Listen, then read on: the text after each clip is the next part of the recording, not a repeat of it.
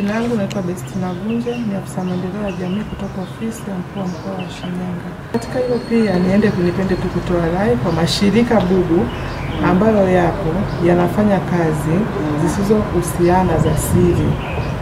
Kuna baadhi unaweza kuta kuna mashirika anajiingiza kinyume na mwongozo wa mashirika ya usimamizi wa mashirika yasiyo ya kiserikali unavyotaka.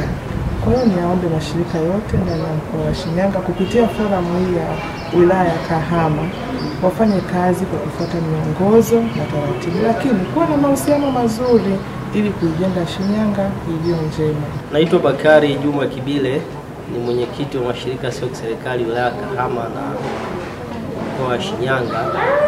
Leo tarehe 19 mwezi wa 6 2025 tumefanya jukwaa la mwaka la mashirika sio kiserikali mkoa wa Shinyanga kwa wilaya Kahama, tukikutana mashirika zaidi ya 40. Lengo lilikuwa ni kufanya tathmini ya mchango wa mashirika sio kiserikali katika maendeleo ya taifa. Tumejadili mambo mengi, changamoto pia na fursa. Pia tumekutana na wadau tofauti, tumekutana na TRA, tumekutana na wadau wenzetu wa NCCF, pia tulikuwa na watu wa TAKUKURU ambao wote kwa namna moja wametoa mada tofauti. Kama ambavyo tunafahamu kuna changamoto ya masuala ya kikodi kwa mashirika sio kiserikali. TRA wameweza kutoa elimu na kuelezea sheria inasema nini. Wadau katika upande wa sekta angels kuuliza maswali. Kwa hiyo zimetolewa ripoti kwa kila shirika kusema linafanya nini, liko wapi na linajishughulisha na nini ndani ya wilaya ya Kahama. Kuna ambao wanafanya afua za afya, kilimo, mazingira, masuala ya ukatili pamoja na tatizo la afya ya akili. Lakini katika hilo naomba nitumie nafasi hii kuwahimiza mashirika yote ya serikali yanayotekeleza shughuli zake ndani ya mkoa wa Shinyanga, kabla ya kutekeleza shughuli zake yafike ofisi ya mkuu wa mkoa, yajitambulishe, hasa yale ambayo miradi yake inaanzia kiasi cha shilingi milioni 20 na kuendelea. Lazima wawe na vibali elekezwa kutoka ofisi ya Rais TAMISEMI. Lakini kwa wale ambao miradi yao ni ya chini, wafike ofisini kabla ya kuanza kutekeleza miradi hiyo kwa ajili ya usalama wao na kwa ajili ya kutekeleza miongozo ya usimamizi na mashirika yasiyo ya kiserikali ndani ya mkoa wa Shinyanga.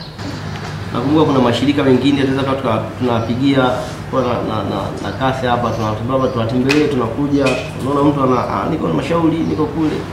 Wakati kimsingi lengo la kwanza kabisa la Kongo kwenye zile kanuni ni kutetea maslahi ya angels ya mashirika. Kwa hiyo inawezekana mimi nikisema sisi tunakuja, lengo la msingi ni kukaa hapa, kuna shida kama hizo tutambuane.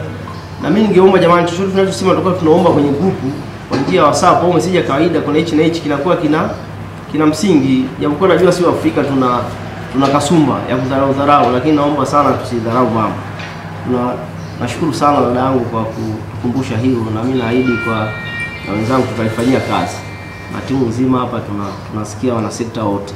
Sisi tupo kwa ajili ya kukava eneo hilo ili kupunguza. Kuna migogoro isiyo ya lazima ambayo inapaswa kwenda mahakamani.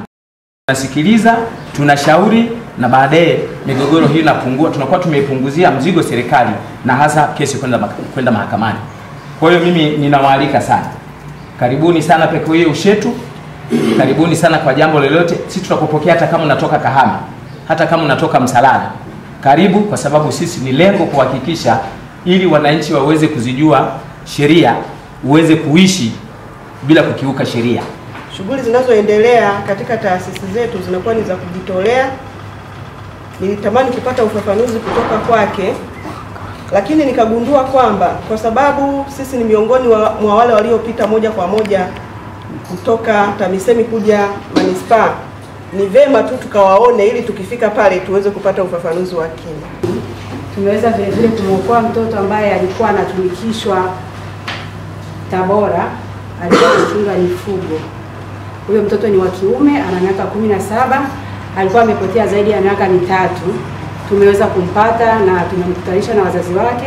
Vile anatokea mkoa wa Kagera, wilaya Ngara, na mtoto kukutana na wazazi wake, wakawa wamefurahi kwa msaada na juhudi za OCS.